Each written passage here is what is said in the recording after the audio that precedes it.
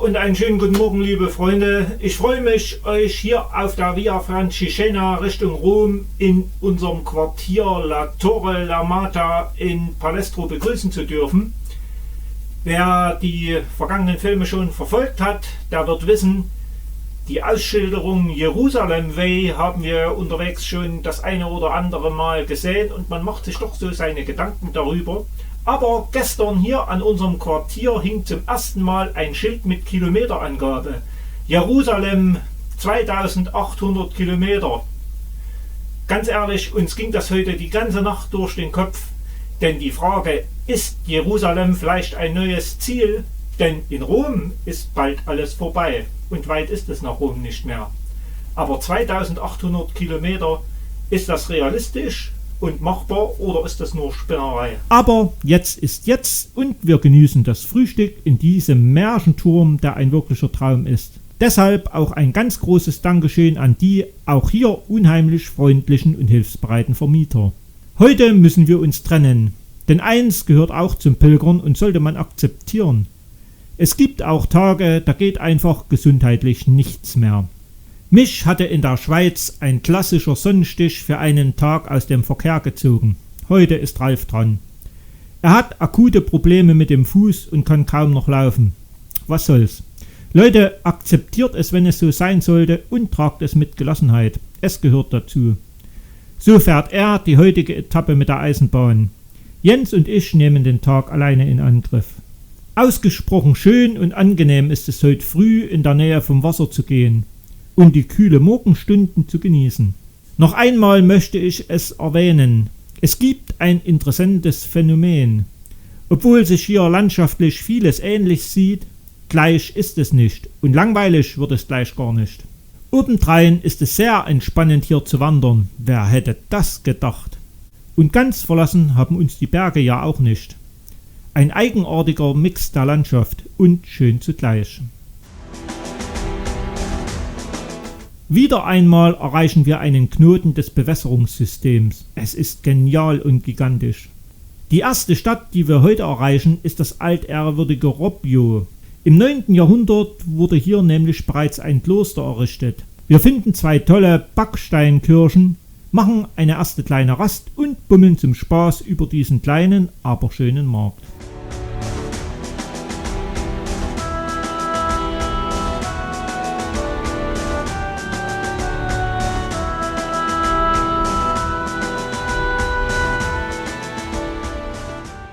Herrlich zu sehen, die Italiener leisten sich sogar den Luxus, in dieser relativen Einöde Züge fahren zu lassen.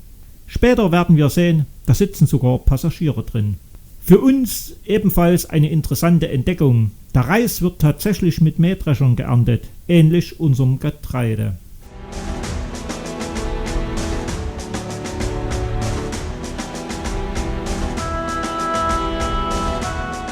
Nikorvo ist der nächste Ort, den wir passieren. Eigentlich ein kleines Dörfchen.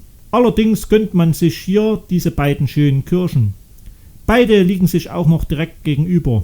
Gaststätten gibt's dafür leider keine. Der Schatten der Kirche ist dennoch bei der Hitze sehr angenehm und auch hier gibt's einen Brunnen mit Trinkwasser. Sehenswert und interessant das Läutewerk der Kirche. Wir werden später noch oft ähnliche zu Gesicht bekommen. Hinter Nikorvo hat uns die einsame und scheinbar endlose Poebene wieder. Kein Baum, nichts. Selbst für die Wegmarkierung musste man sich behelfen. Diese Leere wird höchstens dann und wann von einem einsamen, dafür aber scheinbar immer größer werdenden Gut unterbrochen.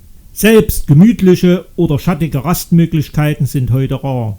Übrigens, Frösche sollen in dieser Gegend eine Spezialität sein. Deren gibt's hier viele. Später aber mehr dazu. Irgendwann erreichen wir dann die nächstgrößere Stadt, Mortara. Ich könnte über diese Stadt das gleiche wie über Ivrea oder Vercelli erzählen. Wer von euch einmal diese Stadt besuchen sollte, das Eis von Mortara gehört unter den vielen unterwegs in Italien verkosteten sehr guten Sorten zu den besten auf unserer Tour. Hier solltet ihr auf keinen Fall vorbeigehen. Mortara hat jedoch viele Gesichter und auch hier ist die Zeit viel zu knapp.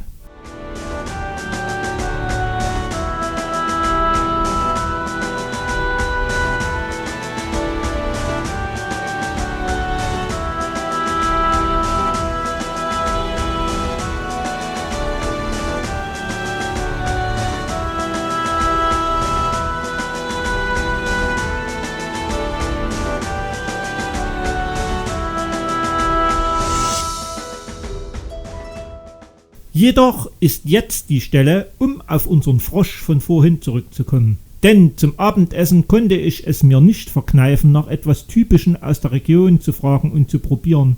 Wisst ihr schon, was das ist? Das ist Reis mit Frosch. Bedingt durch die vielen Wasserkanäle gab es früher regelrechte Froschplagen. Zudem war es ein sehr armer Landstrich. Deshalb mussten Pilger, welche im Mittelalter Unterkunft in einem Kloster wollten, als Verpflegung eine entsprechende Menge Frösche fangen und mitbringen. Zum Glück haben sich die Zeiten geändert und ich gestehe, es waren die ersten und definitiv letzten Frösche in meinem Leben. Denn außer nach scharfem Gewürz hat es noch nichts geschmeckt. Zum Glück versteht man sich hier nicht nur auf die Zubereitung von Fröschen, sondern auch auf herrliche Desserts. Dann ist unser letzter Tag für dieses Jahr angebrochen. Das Stadtzentrum lassen wir schnell hinter uns und wir genießen erneut die himmlische Ruhe der anfangs so gefürchteten Poebene.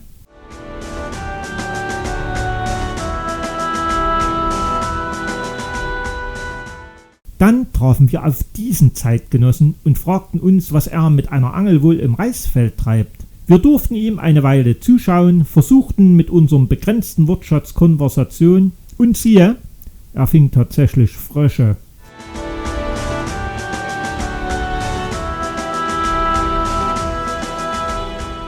Hier in Remondo, einem ganz kleinen Dorf, haben wir Glück und finden wieder einmal eine geöffnete Kirche. Und schön ist sie.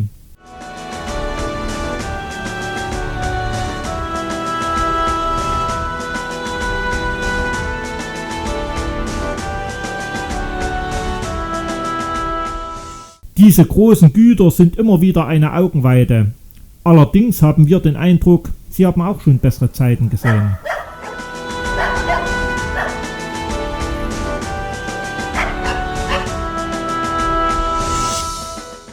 Ralf, nicht so skeptisch. Auch wenn es vielleicht so aussieht, wir sind noch nicht im Dschungel, sondern immer noch in Italien und auf dem richtigen Weg.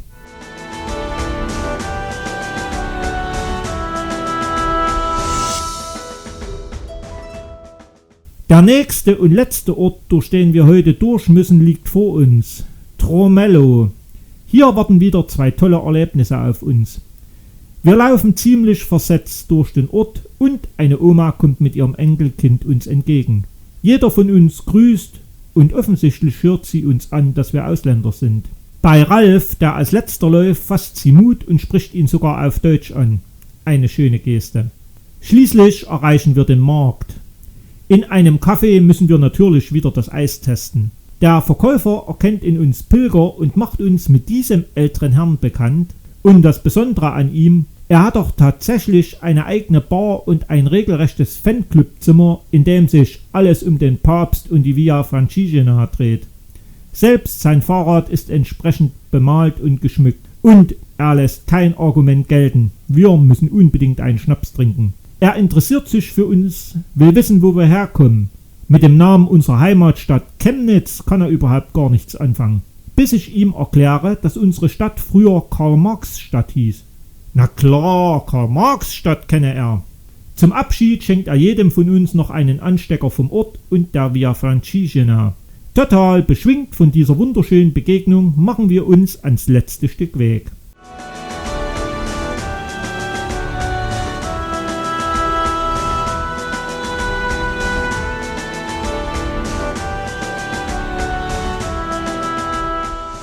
Und langsam wird es wehleidig. Wir müssen uns von der Via Francigena an dieser Stelle verabschieden und nehmen einen anderen Weg in unseren Zielort Galasco. Was soll's, wir sind für dieses Jahr am Ziel und das will gefeiert werden.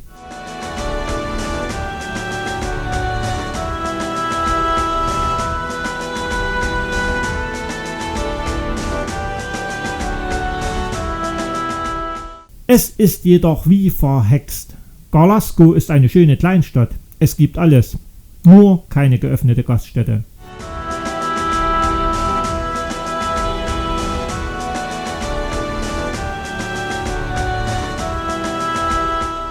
Schließlich finden wir diese kleine Bar, Café, Bistro oder was immer das ist. Wir sind glücklich und wollen endlich anstoßen, gut essen und den Erfolg der gelungenen Tour feiern. Okay, zu trinken bekommen wir, nur Essen kein Koch mehr da und Küchenschluss. Als die Kellnerin versteht, was wir gemacht haben und welcher Tag für uns heute ist, geschehen für Deutsche unvorstellbare Dinge. Kellnerin und Besitzer plündern ihre Küche und zaubern uns etwas zu essen. Was sage ich? Etwas? Sie mästen und stopfen uns regelrecht. Am Ende hatten wir alle unheimlich Spaß miteinander. Und als Tipp für alle, die so wie wir Probleme mit Fremdsprachen haben: Mit dem Handy als Wörterbuch geht auch eine kleine Unterhaltung richtig gut. Dann wird ordentlich Abschied gefeiert und wir dürfen erst gehen, nachdem wir versprochen haben, im nächsten Jahr beim Start kommen wir wieder hierher. Noch ein Frühstück, dann heißt es Abschied nehmen von Gorlasco, der Via Francigena und Italien.